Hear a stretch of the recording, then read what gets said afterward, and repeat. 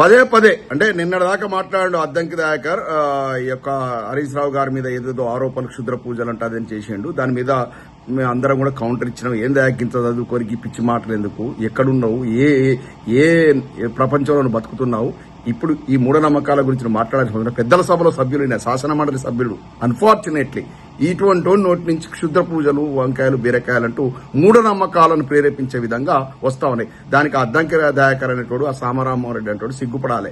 ఏంది మా నోటి నుంచి ఇట్లాంటి మాటలు? ఎందుకంటే చదువుకున్న వ్యక్తులు మాట్లాడు కాదు, ఏదో ఇల్లిటరేట్స్, నిరక్షరాస్యులు, జ్ఞానం లేని వాళ్ళు అట్లాంటి మాట్లాడారంటే ఓకే, మేము జ్ఞానవంతులము. ఆయన అడ్వకేట్ అని చెప్పుకుంటారు సామరామోహన్, ఈయన పెద్ద డాక్టరేట్, నేను అమెరికా దేశానికి వచ్చినాను పెద్ద గొప్ప చెప్పుకున్నాడు. ఇక్కడ అమెరికాకు వచ్చి ఎవరెవరిని కలుస్తున్నాడో నిన్న ఆయన కనపడ్డాడు, ఆటా మహాసభ లోపల కనపడ్డాడు. ఎవరెవరిని కలుస్తున్నాడు ఆయన చుట్టూ కూడా ఆంధ్ర వాళ్ళు కనపడుతున్నారు. మొత్తం ఆంధ్ర అంటే చంద్రబాబు నాయుడు గారి శిష్యుడు రేవంత్ రెడ్డి గారు ఏ విధంగానైతే అమెరికాకు వస్తే మొత్తం ఆంధ్ర వాళ్ళు వచ్చి కలుస్తారో ఇక్కడ కూడా ఈయన ఈ అద్దంకి దయాకరుడు వాళ్ళే కలుస్తున్నాడు. ఎందుకంటే రేవంత్ రెడ్డి గారి మార్గంలో పయనిస్తున్నాడు. రేవంత్ రెడ్డి గారు ఏం చెప్తా తింటున్నాడు కానీ నాయన అద్దంకి దయాకర్ నిన్ను నిండా ముంచుతాడు రేవంత్ రెడ్డి గారు ఎంబడి మేము 14 ఏళ్ళు నడిచినాం. ఇంకా ఆయన ఇక్కడ వస్తే పక్కనే ఉండి నడిచిన వాళ్ళం. మమ్మల్ని నువ్వు ఏ విధంగా ఊచకొత కూర్చుంటో రాజకీయంగా నువ్వు చూసే ఉంటావు. నేను కావచ్చు, సోమశేఖర్ రెడ్డి కావచ్చు, సింగిరెడ్డి సోమశేఖర్ రెడ్డి కావచ్చు, మీ పక్కన ఎప్పుడు మానవతారాయ్ కావచ్చు, ఇక ఆయన ఎప్పుడు చూసినా కూడా ఎవరికి సీట్ కోత పెట్టాలన్నా కూడా పటేల్ రమేష్ రెడ్డి గారికి నేను టికెట్ ఇప్పించుకోవాలన్నా వద్దా అని మాట్లాడేటోడు రేవంత్ రెడ్డి గారు. ఎంతో చాలా ఏదో మంచి నాకు ఎంతో ఆప్తమిత్రుడు పటేల్ రమేష్ రెడ్డి ఆయనకి ఇయ్యాలన్నా వద్దా అని చెప్పేటాడు. ఇంకా ఆయనకు కూడా ఏ విధంగా ఇబ్బంది పెట్టాడు రాజకీయంగా. ఈ రోజు వరకు ఎటువంటి పదవి లేకుండా ఏదో టూరిజం కార్పొరేషన్ ఇచ్చారు, మళ్ళీ అది రెన్యువల్ కూడా అవుతుందా కాదా? ఈ రకంగా నమ్ముకున్న వ్యక్తులు ఊతకోత చేయడంలో నమ్ముకున్న వ్యక్తులనే మెట్లుగా మార్చుకుని వాళ్ళు తొక్కుకుంటే కసాకాస తొక్కినటువంటి వ్యక్తి. ఇక నిన్ను కూడా రాజకీయంగా బొద్దబెట్టే కార్యక్రమం శ్రీకారం చుట్టాడు అద్దంకి దయాకర్. ఇక్కడనే తెలివి తెచ్చుకొని ఇష్టం ఉన్నట్టు బ్లైండ్ గా రేవంత్ రెడ్డి గారిని ఫాలో కాకు.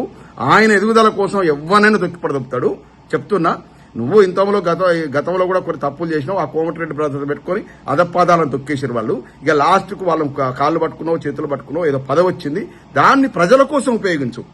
నీ వ్యక్తిగత స్వార్థం కోసం మంచి నాయకుడు, నికార్సైన నాయకుడు, తెలంగాణ కోసం ప్రాణం పెట్టే నాయకుడు హరీష్ రావు గారి మీద, తెలంగాణను కొట్లాడి తెచ్చినట్టు కేసీఆర్ గారి మీద, హైదరాబాద్ లో ఐటీ ఇండస్ట్రీ, బయోటెక్ ఇండస్ట్రీ, ఆ ప్రపంచ ప్రఖ్యాతి గల పరిశ్రమలు తీసుకొచ్చి హైదరాబాద్ ప్రపంచ పటంలో ఒక స్థానం కల్పించిన కేటీఆర్ గారి మీద ఇష్టం నోటికొచ్చేది మాట్లాడితే ప్రజలు చీకొడుతున్నారు. నిన్నైతే ఇప్పుడు ఏదైతే సంఘాల నాయకులు ఇక్కడికి ప్రవాస తెలంగాణ వాసుల సంఘాలు ఏదైతే ఇక్కడికి నిన్ను పిలిచినాయో వాళ్ళు సిగ్గుపడుతున్నారు. ఇటువంటి మూర్ఖున్నా మేము పిలిచింది, గీరేంది, క్షుద్ర పూజలేంది, గిట్లాంటి పిచ్చి పిచ్చి మాటలు మాట్లాడుతున్నాడు, చదువుకున్న వ్యక్తి రాని నిన్నెవరైతే ఈ దేశానికి పిలిచిరో, ఇన్వైట్ చేశారో వాళ్ళంతా సిగ్గుపడుతున్నారు. కాబట్టి ఇప్పటికే రివ్యూ చేసుకో, ఈ పిచ్చి మాటలు ఆపు. ఇవి మంచిది కాదు. ఒక శాసన మండలి అంటే పెద్దల సభ, దాంట్లో సభ్యుడిగా ఉన్న నువ్వు మూఢనమ్మకాలను ప్రేరేపించే విధంగా క్షుద్ర పూజలు, వంకాయలు, బీరకాయలు మాట్లాడకు.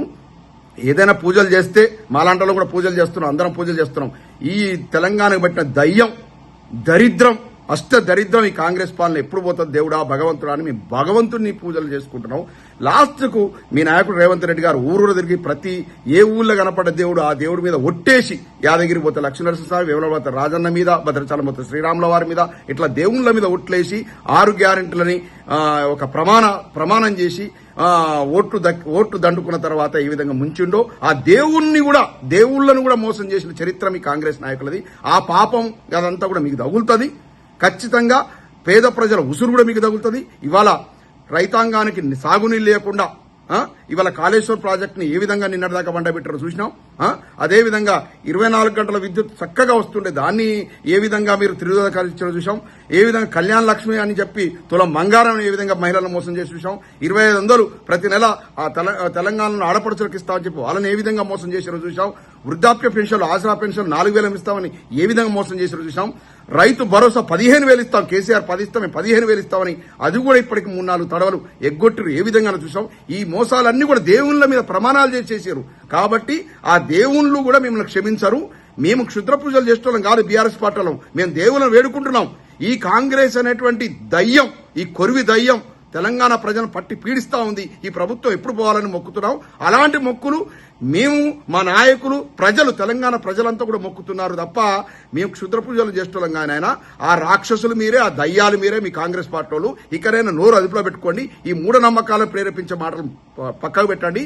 ఇంకొక ముఖ్యమైన విషయం నేను చెప్పదలుచుకున్నా, ఈ క్షుద్ర పూజలు కావచ్చు, ఇవన్నీ కాదు, వ్యక్తిగత దాడులు ఏదైతే కేసీఆర్ గారి మీద, కేటీఆర్ గారి మీద, హరీష్ రావు గారి మీద, ఈ యొక్క గుంపు మేస్త్రి యొక్క ప్రియ శిష్యులు అద్దంకి దయాకర్, సామారామ్మోహన్ ఇటువంటి వాళ్ళు ఎందుకు మాట్లాడుతున్నారు అంటే కొన్ని విషయాలను ప్రజలను పక్కదోవ పట్టించడం కోసం. ఇవాళ Godavari river management board GRMB meeting లో కొత్తగా అజెండా చేర్చారు. ఏంటంటే తెలంగాణలో మనం కష్టపడి సాధించుకున్నటువంటి, మన గత బీఆర్ఎస్ ప్రభుత్వం కష్టపడి సాధించుకున్నటువంటి ప్రాజెక్టులను రద్దు చేయించేదానికి నాంది పలికిరు.